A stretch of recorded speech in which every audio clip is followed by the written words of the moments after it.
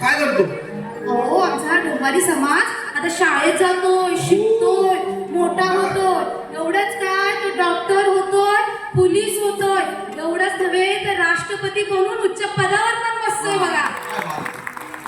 हे सगळं कोणामुळे माहितीये का? कोणामुळे? अहो बाबासाहेबांनी लिहिलेल्या संविधानातील हक्क आणि अधिकारांमुळे. अहो एवढंच काय, आता तुम्हाला सांगते बघा. आता माझा मुलगा येतोय, तो बघा तुम्हाला काय सांगतोय. तू ये रे राजा.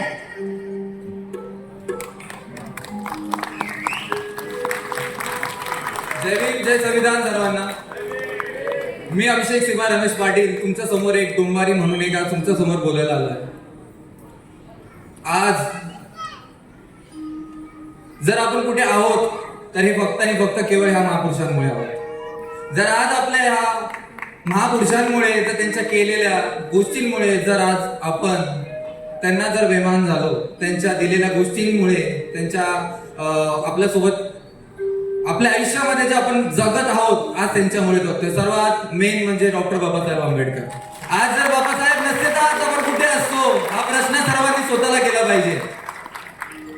आज जर मी एक डोंबारी म्हणून तुम्हाला बोलतोय तर मी आज गुरव पुजारी समाजातून तुमच्या समोर आलेलो आहे.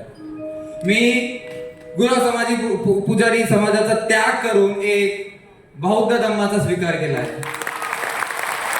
आज सांगताना खूप अभिमान वाटतो मला या गोष्टीचा. मी अशा विज्ञानवादी धम्माचा स्वीकार केला आहे जो अख्खा भारताच्या बाहेर एक बौद्ध लोकांनी ऍक्सेप्ट केलेला आहे. आज जर माझ्या वयाचे 25 वर्ष जर मी हा परंपरेमध्ये जर घालवले आणि जर 25 वर्षाच्या नंतर जर मी असा समाज ऍक्सेप्ट केलेला आहे, असा विज्ञानवादी समाज ऍक्सेप्ट केलेला आहे, या 2 वर्षामध्ये मी आणि माझी आई सीमाताई पाटील आज जागोजागी पोहोचून लोकांना परिवर्तित करण्याचे काम करत आहोत. आज बाबासाहेब आपल्यापासून लांब ठेवले त्या मनुवादी लोकांनी. ही गोष्ट आपल्या लक्षात असली पाहिजे. त्याचं मागचं एकच कारण आहे, हे मनुवादी लोक कालही बाबासाहेबांना घाबरत होते, हे मनुवादी लोक आजही बाबासाहेबांना घाबरतात, उद्याही घाबरणार आहे आणि ही भीती आपण कायम ठेवणार. सर्वांना जय भीम, नमो बुद्धाय. म्हणून आता आम्ही काय म्हणतो माहितीये का? काय म्हणतो? अहो एवढं सगळं बोलायला शिकवलंय